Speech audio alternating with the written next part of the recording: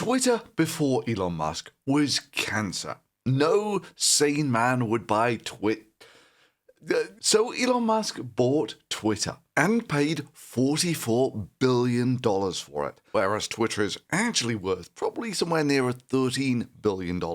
He paid roughly 3 times what it was worth. In car negotiation terms, it's not so much Elon Musk did this. Okay, the sticker says 55,000, but we'll only go as high as, say... 60,000!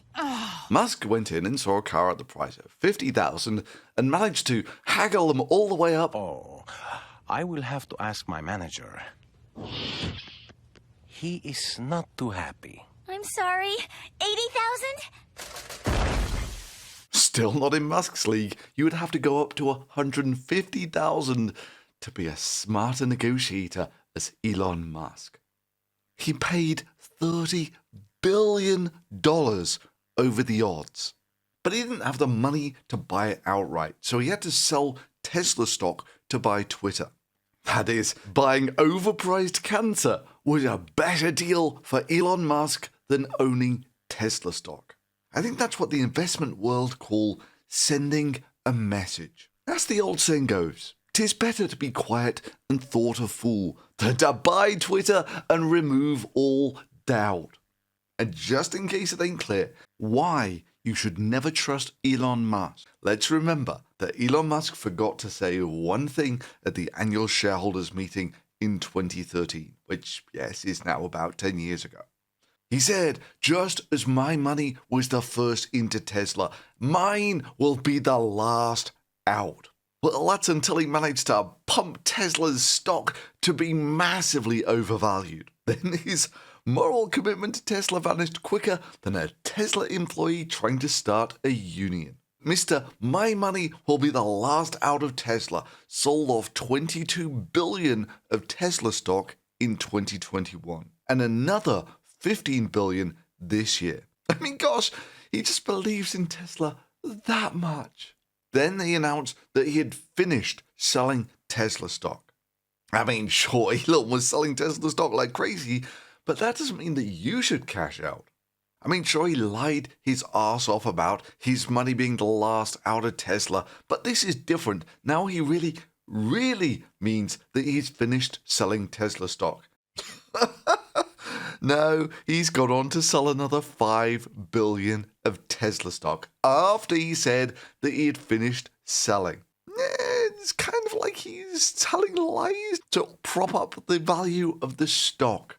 But Musk is adamant that his amazing decision making is what drives what happens at Tesla. That is, Tesla that has lost $500 billion, $500 billion off its market cap this year. But Elon Musk was so proud about the money he could save Tesla in a half-hour meeting. Every good hour or even minute of thinking about Tesla and SpaceX has such a big effect on the company that I really try to work as much as possible, to the edge of sanity, basically. Yeah, it's only because of Elon Musk's hard work that Tesla has lost over 50% of its value this year. Every high-quality minute of thinking is $1 million to impact on Tesla. Ooh, was so close. If only it had said that every minute he spends alive, he causes $1 million damage to Tesla's market cap. I mean, there are many instances where a half-hour meeting, I was able to improve the financial outcome of the company by $100 million in a half-hour meeting. Let's see. Tesla's market cap is about $500 billion, and it's lost about half of its value this year, meaning that Tesla has lost some $500 billion in market cap this year. For perspective, that's about twice the market cap of Walmart. So let's see, $500 billion in a year is roughly 10,000 hours in a year. So every hour this year, thanks to Musk's brilliant leadership, Tesla's lost about $50 million off its market cap, give or take $1 million for every minute Musk has been alive this year. Every high-quality minute of thinking is $1 million to impact on Tesla. You've been watching this video now for about 5 minutes. The time it takes Elon Musk to cause $5 million of damage to Tesla stock. And this might give you some insight as to why buying burning cancer was still more valuable to Elon Musk than Tesla stock. Damn straight. What he can do for Tesla, he can do for Twitter. Now, Elizabeth Holmes this week got sentenced to 10 years in jail for lying to investors, eventually resulting in a loss of about $10 billion of the market cap of the company. Musk has been leading Tesla to lose market value at the rate of about a Theranos every week. And I should stress, one of the reasons Holmes got off so lightly, yes, 10 years is lightly, is she hadn't offloaded the stock when it was massively overvalued on her false promises. That is, she claimed that her heart was in the right place, and that she hadn't clearly pumped the stock up, then sold loads of it. I mean, it's not like she promised self-driving cars that would give you 100% return on investment with zero risks. To say what would be the probable gross profit from a single robotaxi, we think probably something on the order of $30,000 per year, and we expect to have the first operating robotaxis next year, with no one in them next year. And that they would be ready by 2020. Then after, the stock explodes in value on a promise that would make most Ponzi schemes seem believable, selling some $30 billion worth of stock. I mean, I'm not really a stock market guy, but I think this is called pumping and dumping.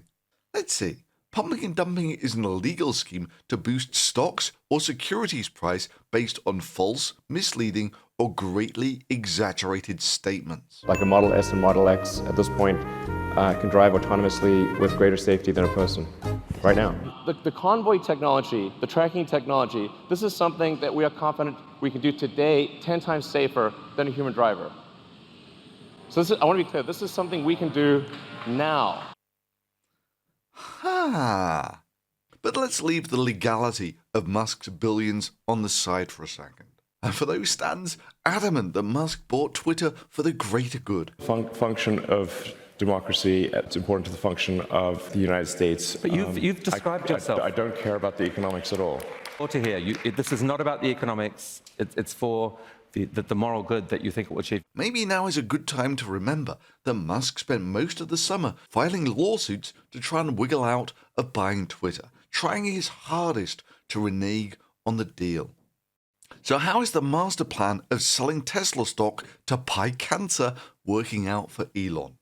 Well, it's now about 3 weeks since Elon Musk bought Twitter for $44 billion. Since then, he's threatened a nuclear name and shame against anyone who dares stop advertising on Twitter, which, after a display like that, turns out to be almost all of them. A bit of a problem, seeing as Twitter makes some 90% of its revenue off adverts. So having trashed Twitter's main source of income within a week, Mr. You've described yourself. I don't care about the economics at all. Needed a new way to make money. But don't worry, Elon Musk is a genius at this sort of thing. He's got it covered. He's going to sell blue check marks for $20. Sorry, $8. Now, sure, everyone told him that this was a dumb idea.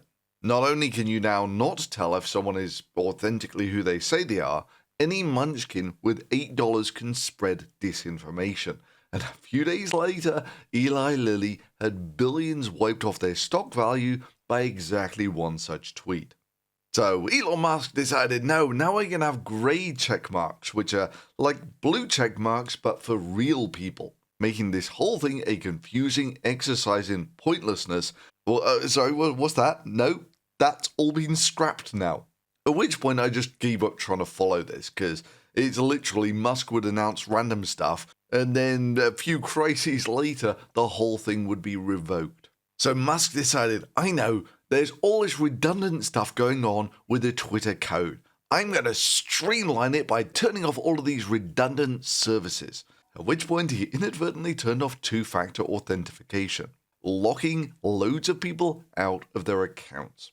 And why can't they get it back up? Well, looks like Musk has fired a load of the people who are actually responsible for it, leading to some awesome articles being published about this on The Onion.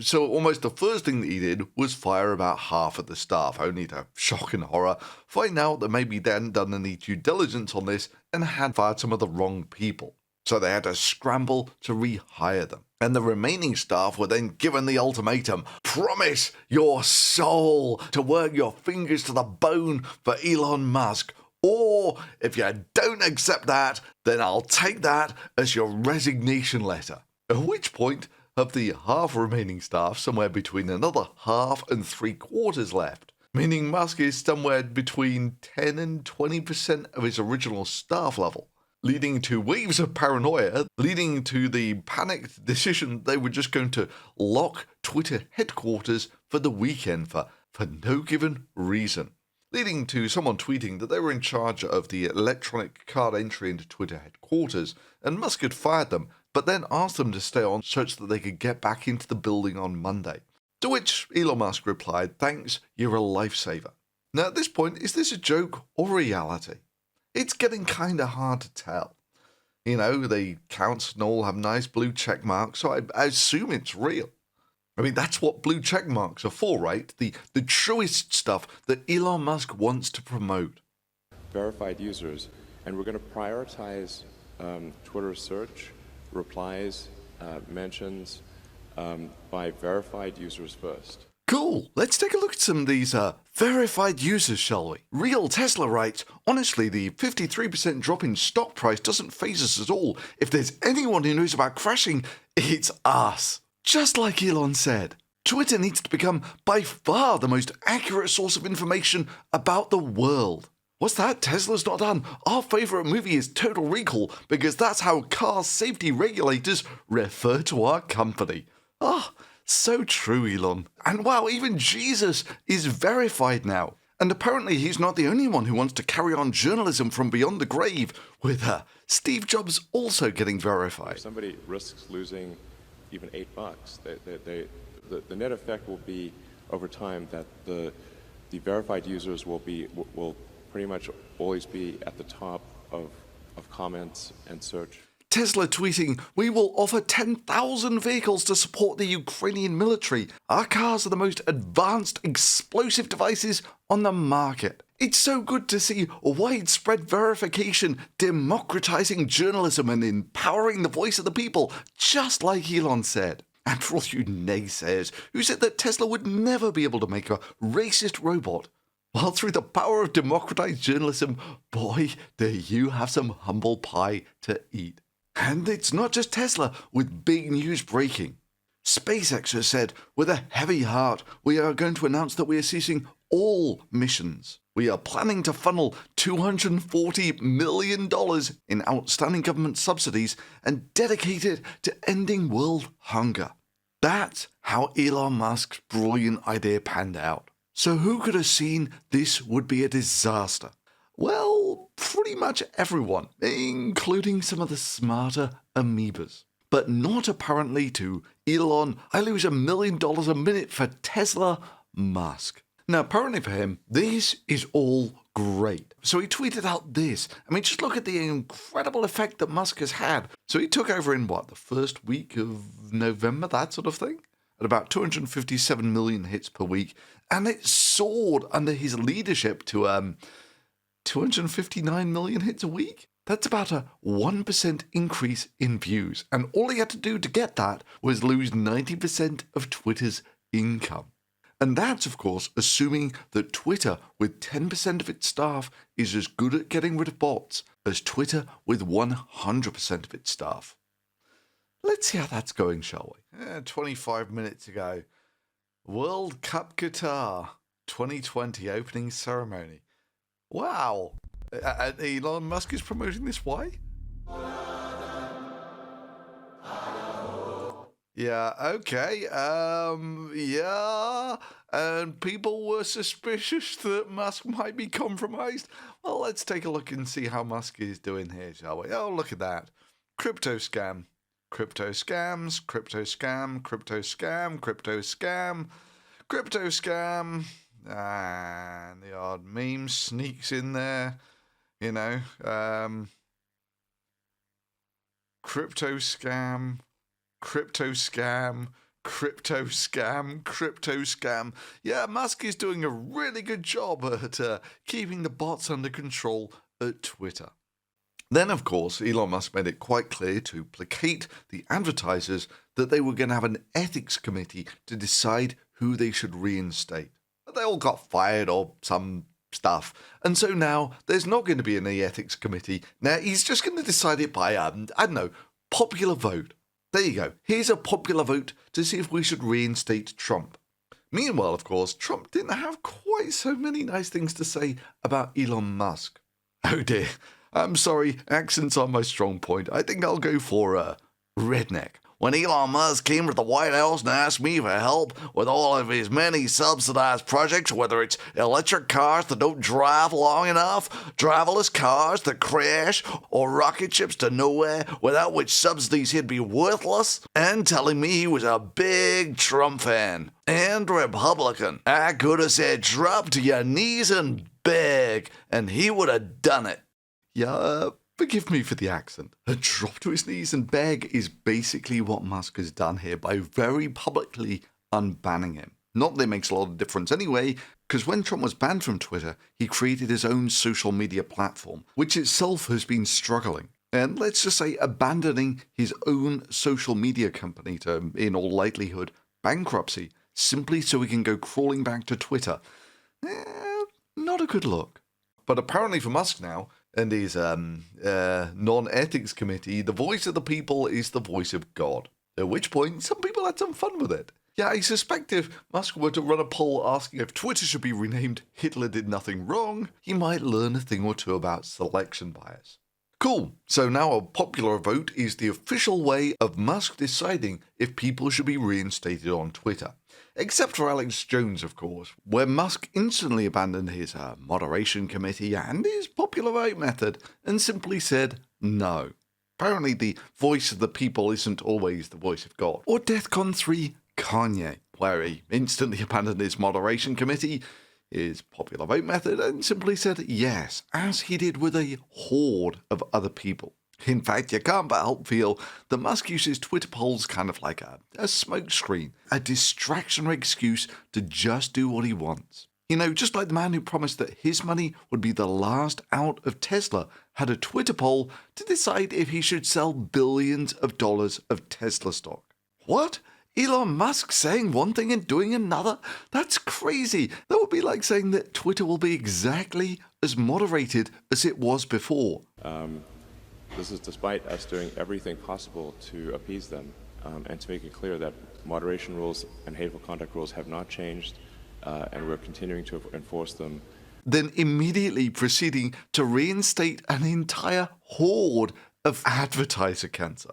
So now he's threatened the advertisers directly, lied directly to their faces, caused billions of dollars of damage to others, all in the service of paying $44 billion for something that's maybe worth 15, whereas interest payments alone are $1 billion a year on a business that didn't make any money before he kneecapped her. Hell, at this point, maybe he should give some thought to renaming Twitter. Maybe shake off some of that toxic brand image. Maybe some sort of online poll. I'll even get the ball rolling for you. Links below. Like you said, Elon, Vox Populi, Vox Dei. Voice of the people is the voice of God. And that's today's video. If you've enjoyed this ongoing train wreck, then maybe consider giving a thumbs up. Maybe consider participating in the internet poll. Links below. And as ever, if you really enjoy the work of this channel and want to support it directly, you can do it through Patreon. Thanks for watching.